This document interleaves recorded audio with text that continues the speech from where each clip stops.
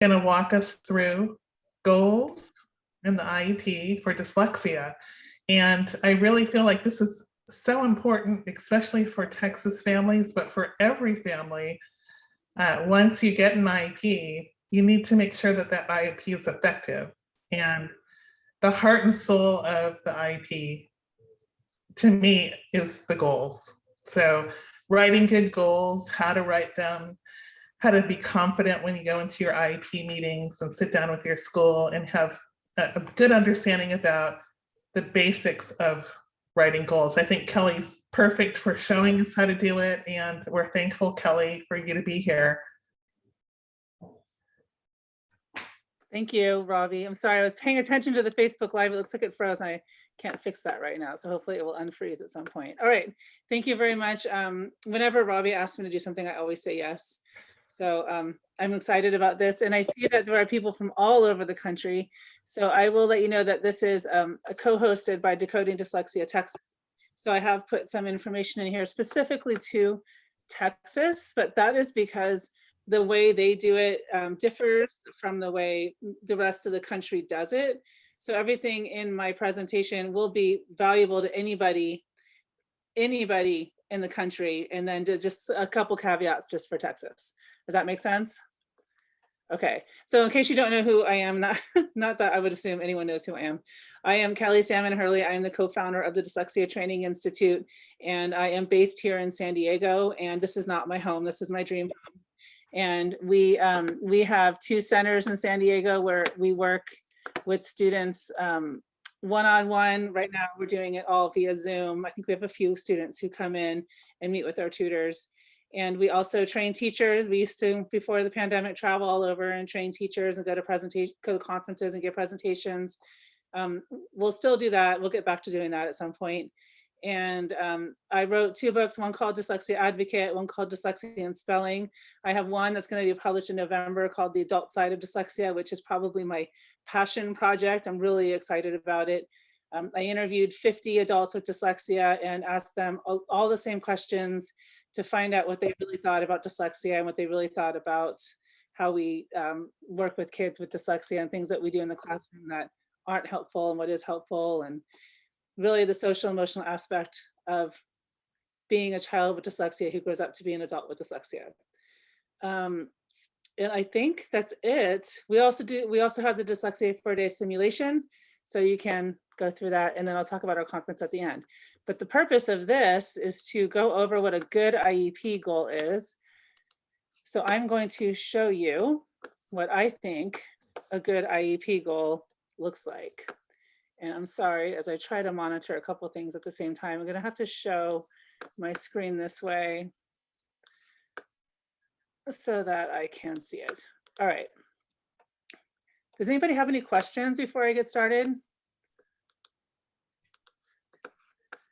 No? Okay. And I know that Robbie can see the chat as well. So just let me know if anybody asks something and I miss it. All right, so we're going to go ahead and start off with the obvious, at least to most people in this presentation. This is probably obvious that dyslexia is real, no matter what anyone tells you anywhere in any meeting.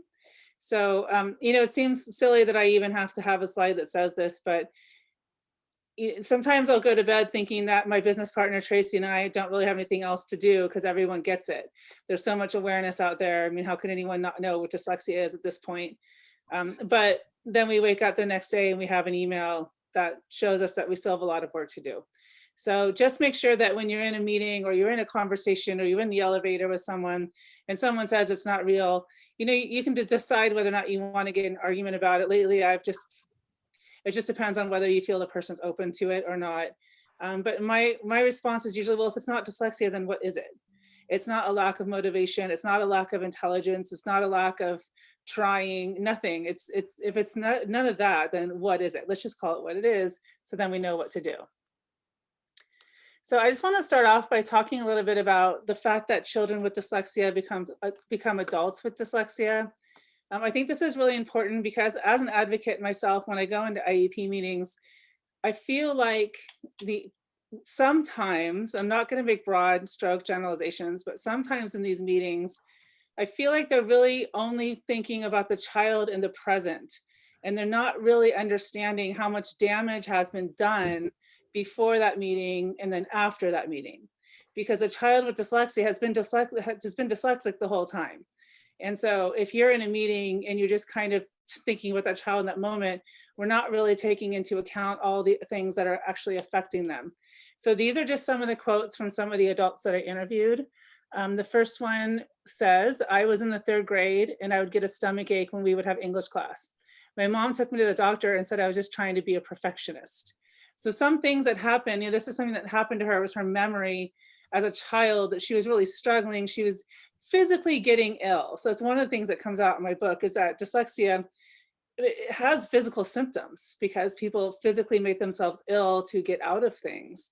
And then she was taken to a doctor, probably an MD, and MDs aren't usually trained in something like dyslexia. And it was told that she was just trying to do everything perfect, therefore making herself sick. And we know that's not true. I recently took a class to get my insurance license. I could not get the information from the reading. I was very stressed and did not think there was any way I could pass. I cried a lot and felt stupid. And I want to tell you, and I'm sure I'm preaching to the choir here, but that's okay, is almost every single adult that I interviewed said the word stupid, referring to themselves at least once. And I should preface all that with, before I started the Dyslexia Training Institute with my business partner, Tracy, we both worked at the adult literacy program of the San Diego Public Library. So I worked with adults for 12 years before I even started this. So when I said it's my passion project, it's because adults really are my passion. I really love working and advocating for kids, but sitting down with adults who are pouring their hearts out to you and getting to help them really makes me feel good. But it also made me mad enough that I needed to start DTI so that we could prevent kids from becoming those adults. So that's why I spend so much time talking about the adults, because the lack of advocacy, the lack of a good IEP, the lack of goals, the lack of intervention really does take a significant toll on most people with dyslexia. I asked them if they had any advice for parents, and one of them said, just reassure them that they are normal. So they really do need that advocate at home, that safe space to land at home. If they have that, they're more likely to be a more successful person with dyslexia than somebody who doesn't have that at home. I asked them if they had any advice for teachers. One person said, not all children learn in the same way. Be open and encourage, and that should be encourage all students to come to you with their questions. So another thing that I asked students was, did you feel empowered to tell the teacher what you needed or what wasn't working? Did you feel like you could go up and say, please don't call on me to read out loud? Did you feel like you could ask them for accommodations? And almost all of them said no, they didn't have that empowerment. So that's another thing we need to really work on when we're talking about IEPs and advocacy, is to build into these IEPs and these interventions the self-advocacy piece, teaching them how to advocate for themselves and how to explain what it is they need and why. And then if you know anything about me at all, you know I'm really into spelling. And so I do not like it. I was just in an IEP yesterday where they were trying to downplay the spelling need of a 6th grader. And the principal chimed in and said something to the effect, well, they're in middle school, so let's concentrate more on their ideas than their spelling. And so I think that's fine. You know, there should be a balance of using accommodations, and that has its place, but I don't want it in place of teaching them how to spell. Because if you are in a car with your friend and they tell you to jot down a note and you can't spell, it's embarrassing. If you are somewhere else where you have to jot down a note and you can't, it's embarrassing. If you want to write the word enormous and you can't, so you write the word big, and that's not a reflection of your actual intellect, that's frustrating. So we have to continue to teach spelling. And I did ask them all if they would like to be a better speller, and they all said yes, with the exception of maybe 2 or 3. So I spent quite a bit of time on that because I just want us to remember that just because someone graduates from high school does not mean they stop being dyslexic, especially if they didn't have that advocacy or that intervention. Any questions? We all good? Okay. All right, so one thing about for the people on Facebook Live, I actually can't see your questions right now. So I will go back and answer your questions if you put them in the chat box. I will go back and I will do that when this is all over. So in relation to Texas, this is the Texas Education Code. It's just how they define dyslexia. I won't read it to you. You can go back and Google that if you need to. But just so you know that the Texas Education Code does have a definition of dyslexia, which is actually nice. Some states don't have that, but they have their own. It's not like any other I've seen. It's definitely their own, which is fine. It covers all the components. And I can't remember if I already said this, but Texas has their own way of doing things. I think I did say that. And so we need to be really aware that when we are advocating there, that we understand the environment that we're working within in Texas, and that we might need to do some educating along the way as we're advocating. So here is the definition of a specific learning disability under IDEA. And I'm not going to read that to you either, because I only have an hour, so I don't want to read all of this to you. But I do circle that under IDEA, the word dyslexia is there. Under specific learning disability, it's always been there. It's not added. It wasn't added in 2004. It's been there since day one of IDEA. So you've actually been able to say the word dyslexia the whole time. It's just, I call them administrator tales. So, you know, they have old wives' tales. I call them administrator tales because you'll go to an IEP and they'll say, oh, we don't say dyslexia. I'm like, says who? And like, well, so-and-so. And like, well, did you check to see if what so-and-so said was actually true? So, you know, people just kind of listen to the people before them and take it as truth. But sometimes you have to, this could be done in an easy Google search, and you can figure out that it's actually not true, which is fine, kind of. So IDEA defines a student with a disability. In order to qualify for special education services under IDEA, you have to have a disability, and that disability has to be affecting your academics. Then you qualify for special education services with an IEP. So if you qualify for special education services, you should have an IEP, not a 504. That's under IDEA federal law. So that's really important. The other important part here is that just because someone has dyslexia doesn't mean they qualify for special education services. That and is really important. You have to have the disability, and you have to show that it's affecting their academics. So I'm going to answer a question really quick that I see in the chat box because it's important to what I'm talking about.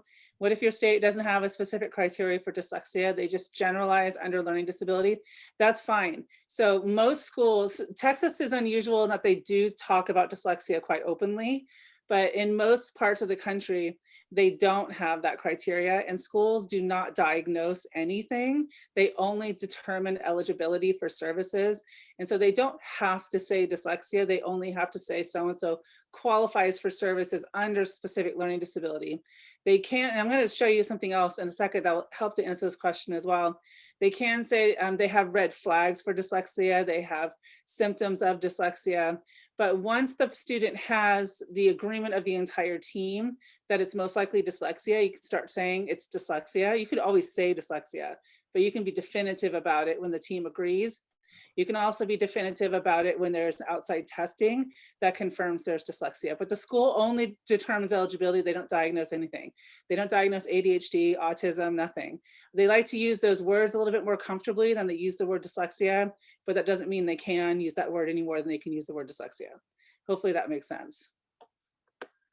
Okay, and so hopefully you all are aware of the 2015 dyslexia guidance letter.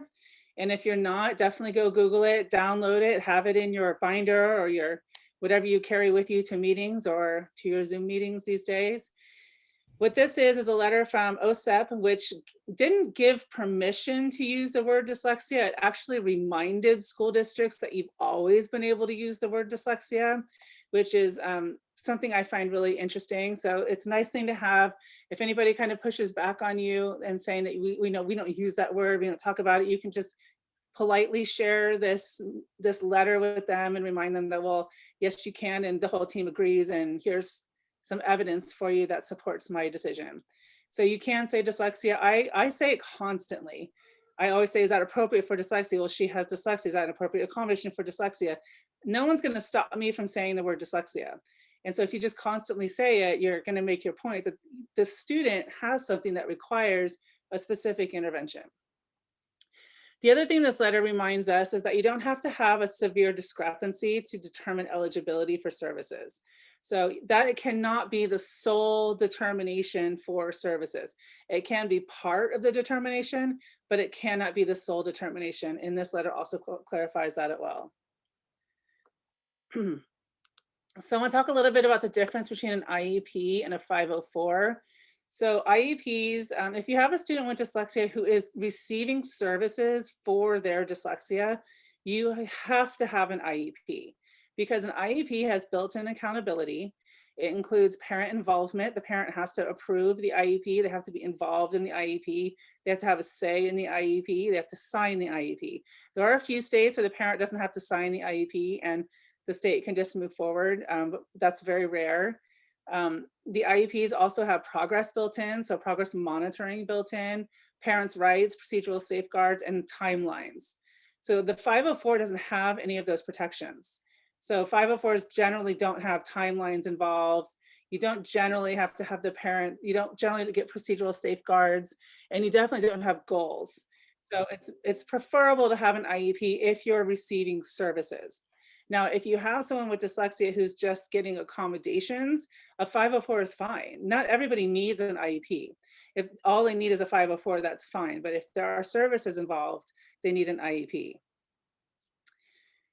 IEPs require yearly progress, if not more often. So at least yearly progress. Usually you should get a progress report at every grading cycle. So every time grades are sent out, you should also have a progress report. You should have goals which determine what the child will accomplish during the year. So the goals set the bar for what the student will learn during that year. And those goals should respond directly to the identified needs. So we're going to go through all of this through this presentation. And those needs can be identified by standardized tests, teacher kept data, observations, and outside assessments. So again, we're going to talk all about that. And then goals determine the services. So once you've identified the needs, then you're going to write the goals based on those needs, and then you're going to determine the services based on the goals. So in this presentation, I'm going to go through how we collect data about the needs. I'll do that rather quickly, spend the bulk of my time on how to write a goal and how to know if it's a good goal or not. And then we really won't talk about services too much, because that would be a whole other long conversation. So we're going to talk about the goals and then wrap it up there. But if you have questions about it, just let me know. I'm just reading through the questions real quick, sorry. So one of the questions is, can the school give same service dyslexia program without dyslexia qualifications? Well, yeah, because if you have the symptoms, so we're just responding to the symptoms. So if somebody has phonological awareness deficit, then we'll just respond to the phonological awareness deficit. If they have that with rapid naming and they have poor spelling, sounds like dyslexia to me, and maybe an average to above average intelligence, then we need to provide them with an appropriate intervention that responds to that. The trick is dyslexia, the word dyslexia helps, the official diagnosis helps a little bit in getting the appropriate intervention. But if someone has all of those symptoms and those red flags, then they should get the same thing that someone who has the official definition, or sorry, the official diagnosis has. Hopefully that answers the question. All right, so what an IEP includes. So the 504 doesn't include most of this. So an IEP is a big, long document. It has background information. It has the eligibility. So what are the eligibility of the student? Is it SLD? Is it OHI, which is other health impaired? Is it SLP, speech language? Is it something else? So that's where they would put how they became eligible for the IEP. You can have more than one there. It's usually two, with the main one on top. It doesn't really matter which one's on top, but the main one that's causing the most academic difficulties usually is on top. From there, you have present levels. So you will then, during the eligibility process, you had an assessment. So you'll take the assessment information and translate that into present levels. If this isn't a first IEP, then you'll get those present levels from teacher kept data and any informal assessments that happened during the year. So then you take those present levels and you write goals. And then from those goals, you talk about accommodations, and then you talk about the services. Most meetings should be keeping notes. And at the end of the meeting, they should read those notes to you so that the conversations that were had during the meeting are noted, and anything that was agreed upon are also in the notes. I know there are some districts who don't have a space for notes and no one's keeping notes, but as an advocate, you should or parent or teacher or whatever your role is in this, you should always be recording the meeting. So always record the meeting. In California, we have to give our schools 24-hour notice if we're going to record a meeting. I have found that's a little bit more difficult in a Zoom situation, but you have to give them notice that you're recording. I like to transcribe those notes and then go back and read them and bring them to future meetings. That's not cheap, but it sure is worth it. But most IEPs will include notes, and that's where you can always, if you disagree with something, you can make sure that your disagreement was put into the notes, and then you have your signature page. Okay, so far so good? Thumbs up, thumbs down? Okay, all right. So here's your new mantra. Needs drive goals and goals drive services. So if you go to an IEP, you cannot just go to the back page. You can't go from the middle page to the front. You have to go from the front page to the back page, because it follows this. This is the way it should go in an IEP meeting. You can't do services without goals, and you can't do present levels without assessment. So you have to make sure that you are following the process. All right. So we're going to decide how we figure out what the needs are. You decide needs by collecting qualitative and quantitative information. So most schools, most people rely, sorry, heavily on the quantitative, the percentiles, the standard scores, the scaled scores, all of those things. And I am a huge fan of qualitative information, because I find that almost everything I need to know about my student, I can find in their reading sample. I'm sorry, in their writing sample. And I can hear it when they're reading something. So if I want to know what somebody's really struggling with, I want to see what they're reading and hear it at the same time, so that I can see what they're doing when they come to a word they don't know. What are they doing? That's going to tell me more than what their percentile is, or more than what their standard score is. I want to see their spelling, because that's also going to tell me what they understand about the English language and where we need to start. So I always just like to throw in pictures of people I know in my presentations. So this is one of my students, and he is now, I think he's 18 now. He was like 14 or 15 in this picture. But the whole purpose of this picture is for me just to say, all I really need to see is the reading sample. That should actually say spelling sample. I don't know why I put reading. I was thinking of something else. All I really need to see is the writing sample. So obviously I will look at everything, because it is a big picture thing, but I really want to see their spelling. I want to see their writing. I want to see how they're writing in context, out of context, with help, without help. So here's a writing sample that a lot of you will probably look familiar to you in your own lives. I'm sure you've seen writing like this. This is a student named Chad, and he was in 3rd grade when he did this. So we're in San Diego. Our baseball team is the Padres. He plays Little League, and here we live within the boundaries of the city of San Diego. And so the Padres donate uniforms to our Little League teams, and all of our uniforms say Padres on them. And he goes to Padre games. So he's not only been wearing a Padres uniform, going to Padres games, but he's also been seeing it on his teammates. So keep that in mind when I read this to you. It said, I went to the Padres game. It was fun. The Padres lost, but they tried their, oh, it got cut off. At the bottom, it says their very best. So this is a student who clearly has dyslexia, but the problem is he's doing exactly what we tell him to do. He's sounding every word out. And that doesn't work in English. So we have to look at this and say, gosh, how frustrating must that be? He's doing exactly what we teach him to do, and it's his second word is misspelled. You know, so if you go through a simulation that we do where we have you do something, I won't give it away here, we have you do something, and then we ask how many people misspelled the first, second, or third word, it's 100% of the people in the audience. So think about that. In English, we tell you to do exactly what we're telling our students to do, and it doesn't work. So he needs some different type of way to understand how to spell. Having said that, most kids are going to understand how to spell went by the time they get to 3rd grade, just because they see it enough and they can memorize it. But obviously our kids with dyslexia need something different. This is my other student who wrote this when she was in like 5th or 6th grade. She wrote the assignment was to write things that she wants when she grows up. She wants to have 100 squishies, be an actor, go to Hollywood, go to a Taylor Swift concert, and go to the Wax Museum.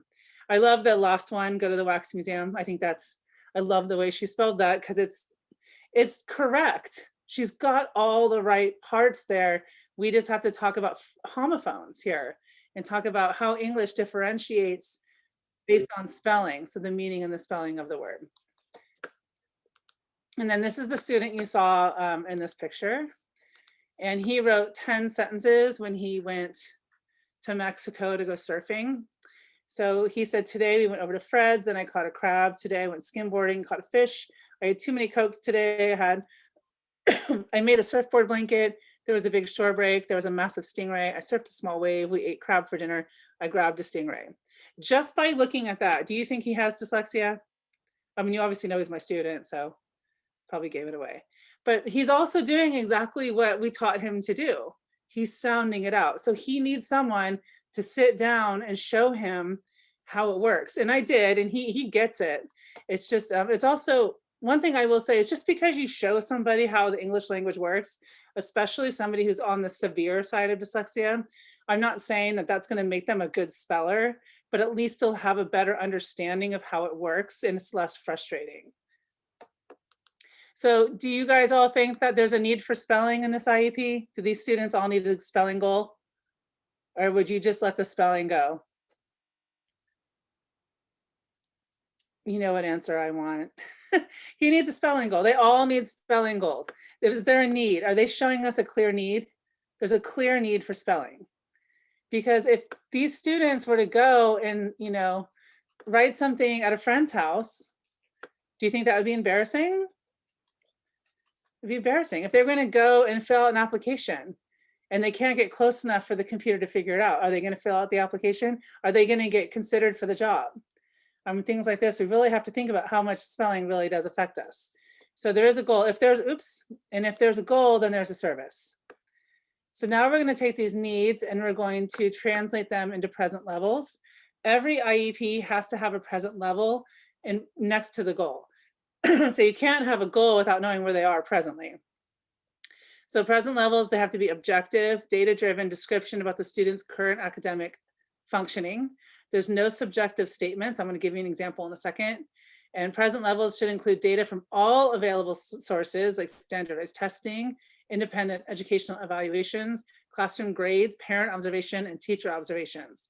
So all of this information should be included to describe present levels. Now here's one that I saw on an actual IEP. Julia struggles with reading comprehension, except when motivated. So is that appropriate? What part of it is not appropriate? The inappropriate part is the last clause, except when motivated. Who in that table is qualified to determine her motivation? And how do we know that? And why is it appearing that she's not motivated? Maybe it's really hard. And if you're not a runner and someone tells you to go run 5 miles, but you're not a runner, I mean, are you going to be motivated to go do that? It's hard. You might try, you might make it a mile. I mean, you tried. And then someone's like, well, that's not good enough because you didn't make it the whole way, but you're not a runner. So we have to remember that if kids with dyslexia could read, they would. They're not trying to be difficult. They're not trying to make it hard. They want to please their parents. They want to please their friends. They want to please themselves. They want to please their teachers. So let's not use the word motivated, not trying hard enough, all of those things, especially in a present level, because then what are we going to write in the goal? When motivated, Julia can read. I mean, it doesn't make any sense. Okay, so now we have our present levels.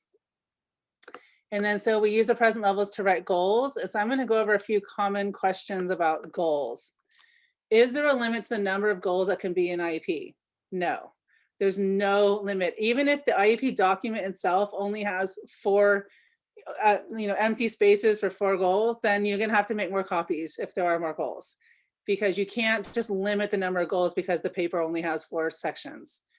What happens if the child does not meet his or her goals? So if you have a child who's had an IEP for more than 1 year and you're meeting to go over that IEP and you've noticed that there has been no progress, then you need to revisit the intervention and the services. You need to find out, why is there no progress? And so it's really important that we do that, because if you just, what I've seen happen a lot on IEPs is that there'll be a goal that wasn't met, and then they're proposing the new goal, and then that skill is just gone. It's like, okay, well, they didn't meet it, so let's just try something else. Well, no. We have to figure out why they didn't meet it, because at some point we thought that goal was important enough to put it in there. So you can't do that. And I'm going to jump the gun a little bit, because something I'll ask at the end of this presentation. But if they're not meeting their goals, and this is something I actually asked yesterday or the day before, I can't remember what day it is. I think it was yesterday. And I actually said, I'm like, okay, why do you think she's not meeting her spelling goal? What is the reason? Why isn't she meeting this goal? And the answer I got was, she's not focused enough. She's not trying hard enough. She needs more exposure to the material. And so I didn't really respond to that, because we're going to have a part 2, but I just let it kind of hang there, because think about what that message I got. The message I got was, it's her fault. It's her fault. Like, it's not her fault, because we have a goal here. She's got a need, she can't do it. So we need to do something about this goal and this service to make sure she meets the goal next time. Can you create goals that are not in the drop-down menu? Yes, because it's an IEP, which means it's individualized. So having a drop-down goal that's already written is not individualized, which is why I have never created a bank of goals, even though we've been asked to create a bank of goals so many times. I refuse to do it, because that's not individualized. I have created templates that are very broad, that are meant to be messed with a little bit to match the student, but never something that you just do a drop-down menu and move on, ever. What if the school refuses to write the goals you propose? And as an advocate or parent or teacher, you can propose your own goals. You know, you're a team, so make sure that the way you propose it is in a reasonable manner in which people will want to work with you. But just make sure that you are able to back up while you are presenting this goal the way you are. And at the end, at the bottom, I did just put a little bit of IDEA verbiage down there to support some of the things that I wrote here. I want to take a minute to look at some of the questions. I'm not going to be able to answer them all. Someone said hi. I might have a structured word inquiry-ish goal. Is words their way appropriate for spelling? I'm not going to comment. Is words their way? I don't know if that was intentional or not. I'm not going to comment on specific programs, but if you want to email me privately, we can. Okay, how many goals are too many? Yeah, you don't want to be unreasonable. You don't want to be the person in the IEP who says we're going to have 25 goals. And so one thing with people with dyslexia is it does look sometimes like you are proposing a phonological awareness goal, a spelling goal, a reading comprehension goal, a phonemic awareness goal, and a fluency goal. Well, yes, that's a lot of goals, and teachers are overwhelmed. I completely respect the state of the teacher at the moment, and it does look overwhelming. However, the way I explain it is we teach that all at once. We measure it separately. So it looks like you're spending a lot of time on each and every goal, but really you should be using one program to facilitate teaching all of those skills. We're just measuring them separately at progress points. Does that make sense? How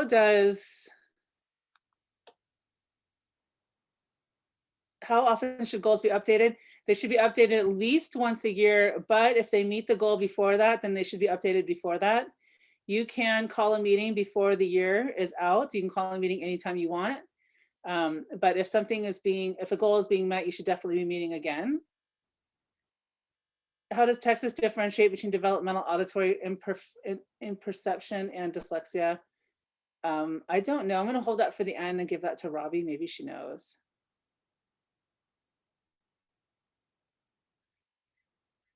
Okay. So when someone says, I'm not sure, I find it difficult to help develop the goals when I'm not certain what resources exist to support them.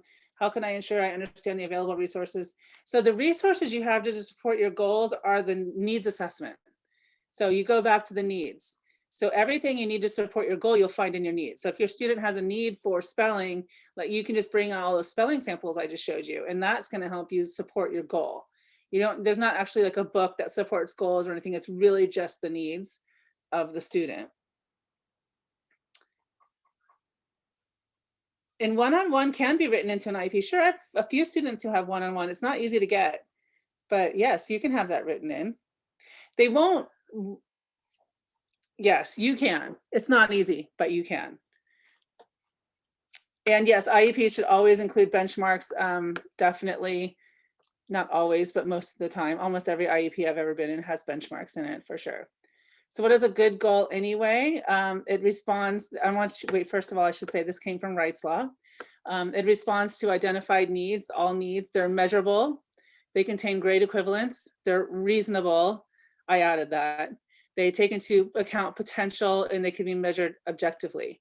So the potential is new. That's a new thing from Andrew F. So we do have to make sure that they are reasonably calculated to take into account the potential of the student. And when that comes to someone with dyslexia, that's really important because we know that they're not learning disabled. We have to use that term for legal reasons, but they can learn. So, the student I had the other day, she's doing really well in math. She's actually progressing really well in reading. So there's my evidence that she can learn, but she's not learning spelling. So we have to figure out why. And that we know that she has the potential to learn spelling because she had the potential to do all these other things. So we have to figure that out. All right, you guys ready for a game? What's wrong with this goal? Okay, so I'm gonna read you a story. I get to put pictures of my son in here. He was younger when I took this picture, but I will read this scenario to you and then we'll talk about how many goals he needs. Justin's in the 4th grade and reads at the 1st grade level. His fluency is currently 60 correct words per minute. His comprehension is 30%. He makes decoding errors that do not make sense in the context of the passage, and he spells by sounding out the words. Example given is spelled S-P-E-L-D for spelled. So how many goals do you think he needs? I know you can see it there. Try not to look. You think he needs more than 1, 2, 3? He needs goals in at least minimum phonological understanding. So I took the liberty to change phonological awareness to phonological understanding because I don't want my students to be aware of phonology. I want them to understand phonology. So I call it phonological understanding. He needs a reading comprehension goal. He needs a spelling goal and he needs a fluency goal. He needs at least 4 goals and we haven't even gotten to math yet. So he might need a math goal. He might need an executive function goal. He might need, I could probably stop there and be happy as long as I knew that the goals were well written and the services were appropriate. Hang on, I'm going to read a question. So how can we figure out the percentage of what they're reading at? If you're asking about fluency, there is a chart that I use. It's the Hasbrook chart, the reading fluency chart, and you want to go to 50%. They don't need to be at the 100th percentile or any other percentile, just the 50th percentile is what I go for. And I'll say this, and a lot of people won't agree with me, and that's fine. I don't spend tons of time working on fluency with my students because I am not super concerned with how fast they're reading. I want to make sure that they can read. And once they can improve their reading, then they will naturally start to read faster. So I don't want a lot of pull-out time spent on fluency. So I don't want them rereading things and rereading things in place of learning how to spell or decode something. Most of the adults that I talked with and that I worked with at the library literacy program really didn't care how fast they were reading. They just wanted to be able to read something. I don't have an example of the executive functioning goal right now, but I can send a really, really good free webinar that was recorded about a year ago. I'll send that out to you guys. That answers lots of those questions. Okay, so what's wrong with this goal? Jaden will be able to decode multisyllabic words that include words with long vowel sounds, A, E, I, and words like turmoil and chipper. So this is a real goal from a real IEP. Is this okay? This goal okay? No, way too specific, and it just truncates too much into one thing. Okay, and there's something really, really wrong with it. So one thing too that, yes, thank you. And there's one thing that you need to be aware of when you are reading a goal and you find mistakes in it, that's giving you a lot of information about what the school understands about how to teach your child. So when there's really serious mistakes in understanding how English works, then you've got a problem. There's a really big mistake in here that set up huge red flags to me. So first of all, the easiest one was, where are O and U? Why is he only learning words with A, E, and I in them? That doesn't make any sense at all. What's his grade level? What's the grade level of the words? How many words? Where's the measurable part of the goal? They could give him 3. If you took this goal at its face, in the end, they could give him 2 words and he could read those 2 words and they could say goal met. That's why we have to be super specific. The goal states that only one concept will be learned in a year, the long vowel sound. So we don't know what grade he's in, but in that year, he's only gonna learn one syllable. That's it. He's gonna learn one syllable type and then move on, and they're gonna check it, goal met, we did our job. But the biggest red flag to me was that if you go back and read this, includes long vowel sounds, A, E, I, and words like turmoil and chipper. Do words turmoil and chipper have long vowels in them? They do not. That was a big red flag. So that's where we had to really step back and ask a lot of questions about who is going to be teaching the student. Having said that, I am not somebody who attacks teachers. I want to work with the teacher. If I have a problem with the teacher's understanding or whoever wrote this, I'm not going to direct it at the teacher. I'm going to direct it at the administrator. And I just don't want teachers to feel attacked, because I don't believe they've been giving the information that they need. And so I need to talk to the people who have the power to give them the information they need to understand this a little bit better. I also take this as an opportunity to teach the IEP team. So a revised goal would be, given a list of 50 words, Jaden will be able to accurately decode multisyllabic words that contain closed, open vowel teams and vowel consonant E, such as besides statement remains. So I'm giving examples, so we all in agreement that we understand what this means, with 90% accuracy as measured by teacher records. So I could even make this a little bit better and say in 3 out of 4 trials, so that when you get to the end of the year, they have to show you 3 different times that they were able to accomplish this goal. And that's really important. At the recent IEP I was at, they gave us 1 sample of her meeting the goal. I'm like, but the goal says 2 out of 3 times. I need to see the other 3 times. And sometimes you'll get something that was assessed 3 days in a row right before the IEP meeting. I understand, sometimes it's hard, but you don't want that. You want to see what's happening over time. And a little caveat to this is I try not to be as unreasonable during Zoom teaching. I know it's been really hard. So during this moment in time, it's harder to do an IEP, but we still have to be held accountable for all the things that we wrote. All right, what's wrong with this goal? Student will read a passage and be able to determine the main idea and 3 supporting details. The name was there before. Sorry, I took the name out. So, well, this is the only reading goal that was there. So the student was having trouble decoding with phonemic awareness, but all they were going to do is be able to read a passage, and there's no grade level. So they could be in 6th grade, give them a 3rd grade reading passage and say goal met. That's why we have to be very, very careful about the way we reword that. And the way I would rewrite that was say, student will read a 5th grade passage with 85% accuracy and 80% comprehension on a fictional text. I mean, it has to be that specific so that you can make sure that where she is strong is, where she is weak is actually really being addressed. And I said fictional versus informational because some students do better on fictional text than they do on informational text. So you should have all that information from the needs assessment. And I apologize, my dog is like shaking her collar in the back. Okay, so what's wrong with this goal? Samantha will read a passage at 100 correct words per minute with 95% accuracy and 3 out of 4 trials as measured by teacher data. This one is a fluency goal. And this one I don't like because the correct words per minute is the accuracy measure. You don't need both. Reading 100 correct words per minute with 95% accuracy is actually 95 correct words per minute. So you have to be careful that you're not adding too much into this goal. And there's no grade level. So again, what is this, a kindergarten passage or is this a 2nd grade passage? Is a student in 10th grade and they're going to give her a 3rd grade passage? to be really careful. Okay. This is one of my favorites because I just couldn't deal with it. Again, our real goal, students will write 35 words in 1 minute.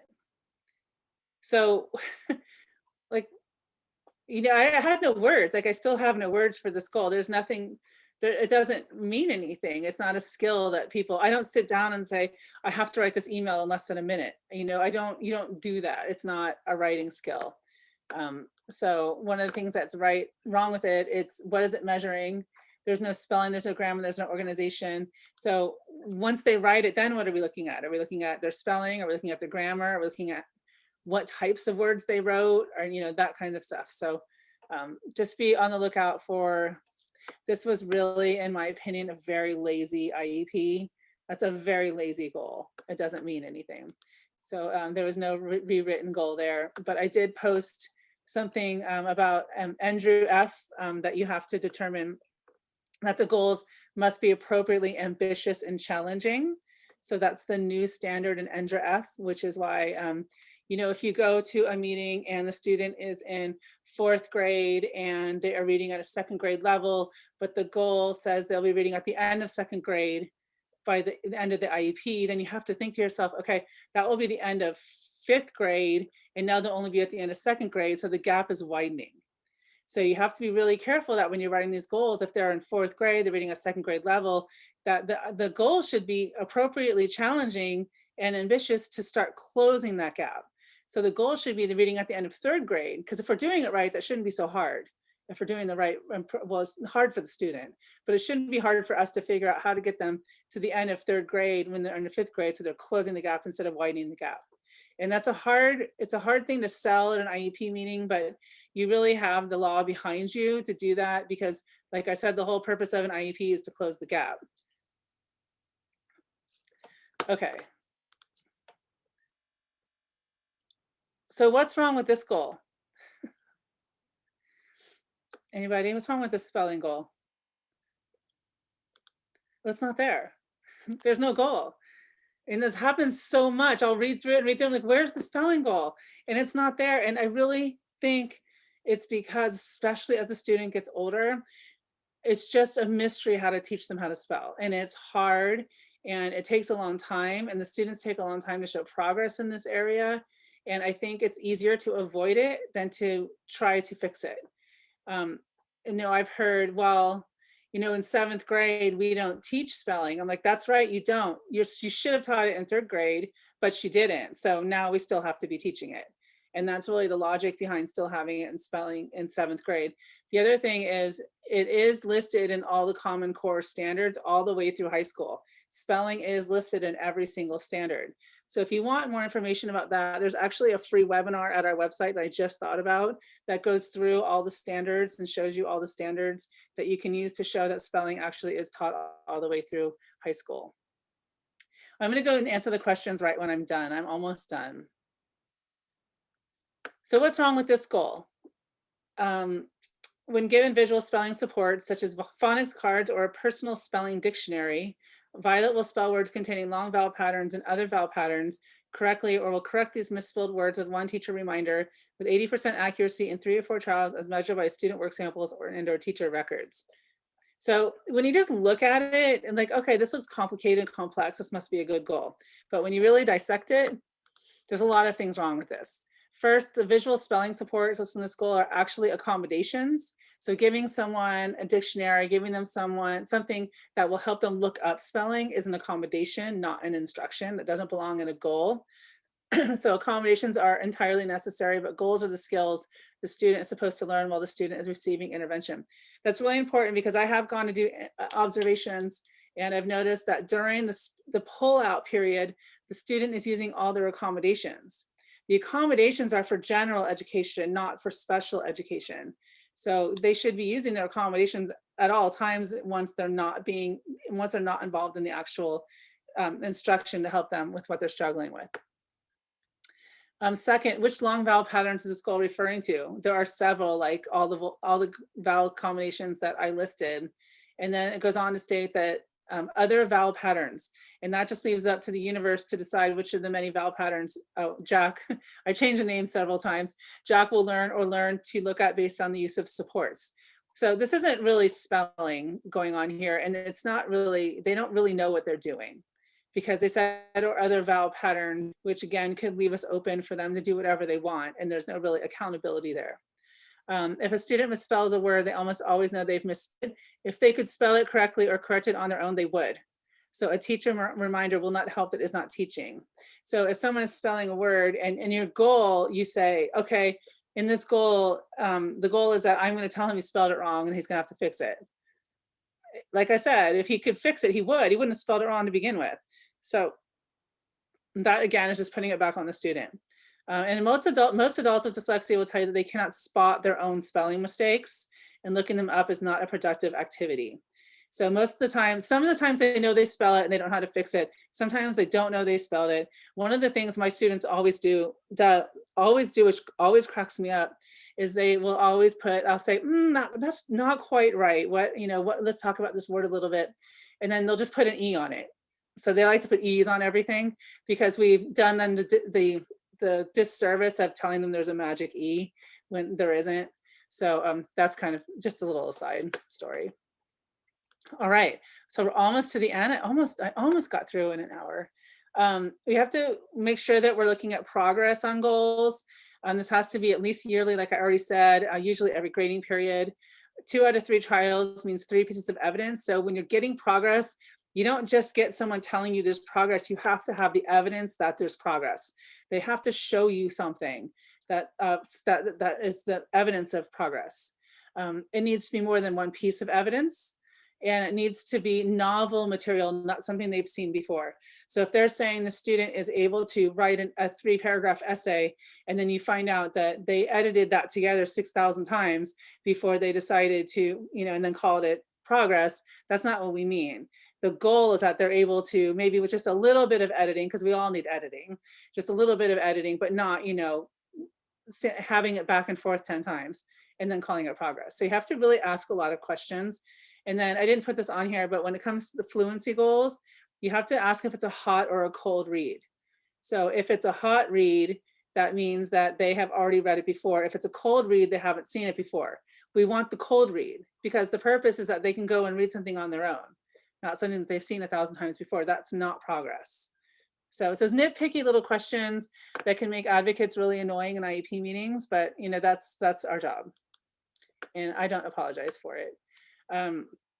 And one of the other, I think I already asked this, I said I was skipping ahead, but if there's no progress, or if you're really feeling that they're not really understanding your student, ask them why you think they're struggling. Why is a student struggling?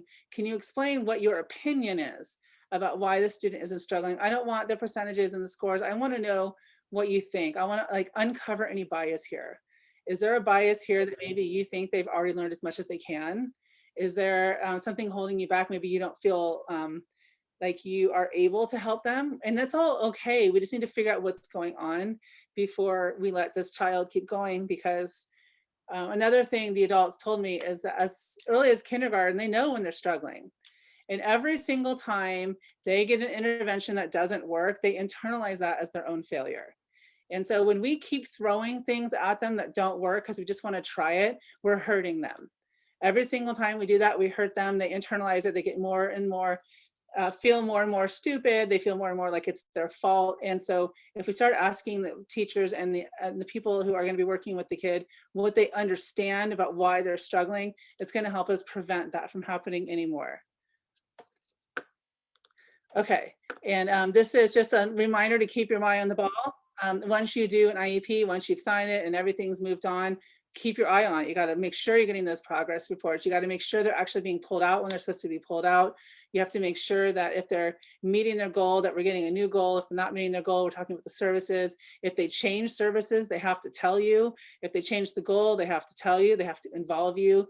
You have to, if you're a parent, you have to be involved every step of the way. You are allowed to give advice about goals and progress and services and when they're pulled out, when they're not pulled out, if they should miss art, all of that kind of stuff. So to keep your eye on the ball, do it respectfully. Teachers do have a lot on their plate. And like, I know I've said that a bunch of times, but I think it's important not to overdo it as long as nothing really, really serious is going on. Although having pretty serious dyslexia, severe dyslexia in school is pretty serious. Okay, I'm going to share just a couple of resources with you, and then I'll go through the questions. Let Robbie add anything she wants to add about Texas. But this is a change.org petition to, I'll let you explain it. This is better for you to explain. Okay, I will. This is a change.org petition for Texas, but anyone really can sign on, because what we're asking is for the U.S. Department of Education to take a more affirmative role in ensuring that Texas is complying with its IDEA duties and with regards to dyslexia, and being part of Decoding Dyslexia, which is in all states. And there's so many other groups as well that advocate for dyslexic kids. We all know that what's dysfunctional about dyslexia in Texas is not only in Texas. So this change petition references a letter that we have had legal counsel send to OSEP from Texas advocacy groups, but it is to ask them to basically, revisit and enforce the rights of dyslexic families to have IEPs and all the things that go along with it. So I encourage you all to sign the petition, share it, get as many people as we can to sign it, because we're sending it to the Senate, US Senate, as well as the Department of Ed and several other decision makers. So we'd appreciate that. And thank you, Kelly, for including that in the presentation. Of course. And then just so you know, we have a virtual conference coming up. If you're interested in that, let us know. And then these are the 2 books that I have if you're interested. I'm going to stop sharing and then go through and answer any questions. I apologize if I don't get to all of them. Which administrators, principal, the special education curriculum director?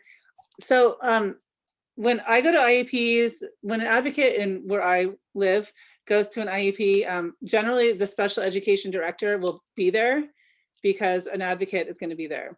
So it's whoever's there, whoever's in charge, but it's not the principal. It's somebody from the district. So it's somebody who does have that ability to make more financial decisions and training decisions.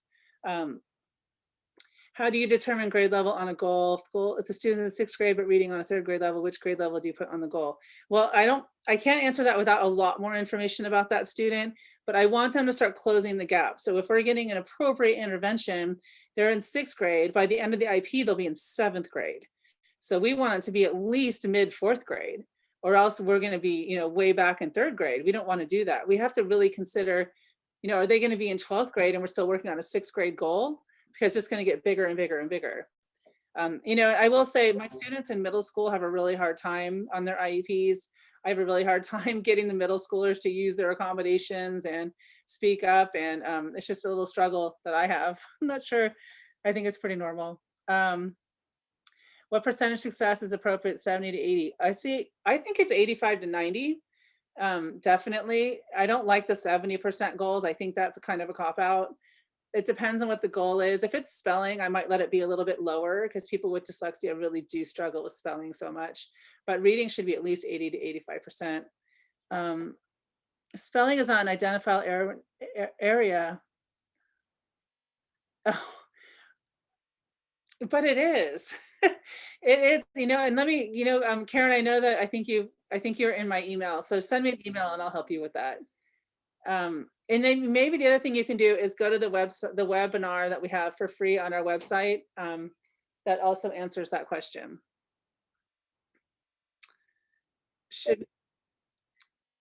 Let's see, what's the name of the website with spelling standards? Oh, it's literally just the Common Core standards. You can just Google Common Core standards.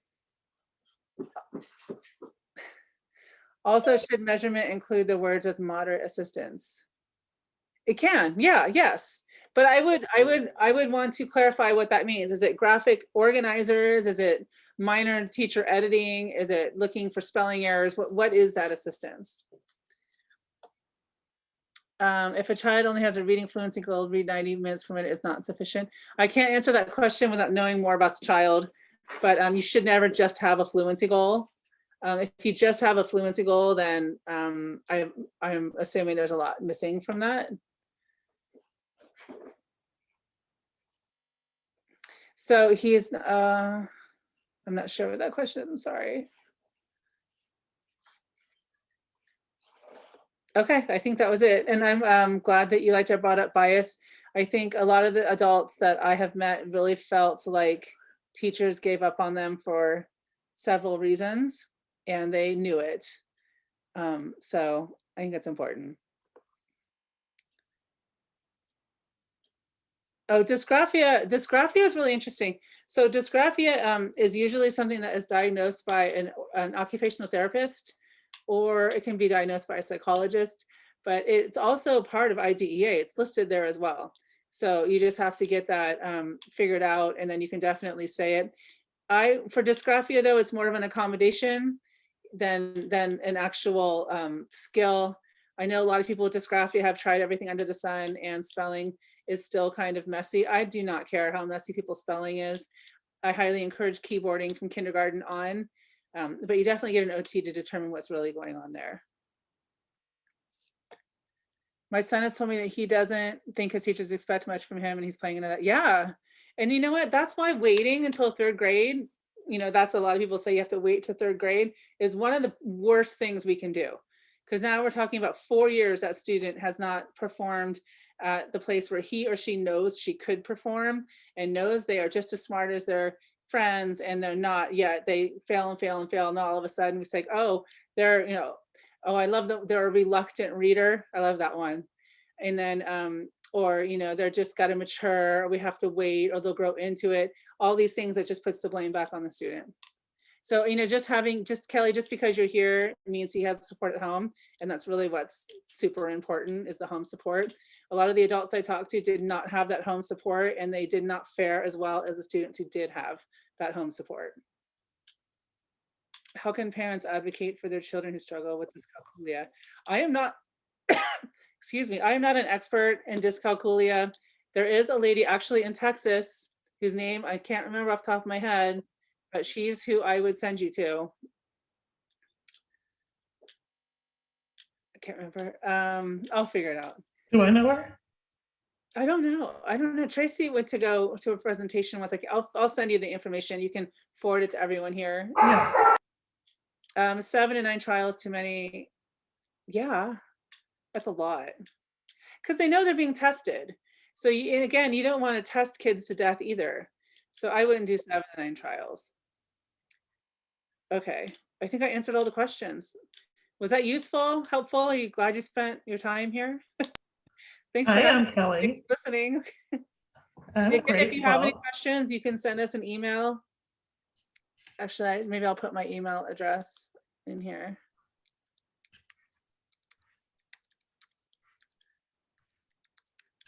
And thanks everyone for making time for this. I hope you share the information. I'm pretty sure that this is going to be able to be shared on our Facebook page. So if there's someone else that you know, or if you want to watch it again, and if there's something that you want to review, it's here. And also Kelly does her Dyslexia Training Institute online. Before they were even doing online things, they were doing an online conference. So that's coming up, isn't it, Kelly? Yes, it starts on April 5th. It's 11 workshops. It's 3 weeks. So you can just come in and you have 3 weeks to watch all 11 workshops. We're going to do our simulation live as well, which is going to be really fun. And this is our 5th time. So this wasn't something we developed just because of COVID. We'd already been doing this, so we were ready to go. And yeah, it'd be really exciting. Kelly, thank you. Thanks, Robbie. Thanks for inviting me. Wait for you to come to Austin. Oh, I will. You don't have to ask me twice. Love Austin. And to everyone, don't give up hope. You can do it. It just takes a lot of work, and educate yourself.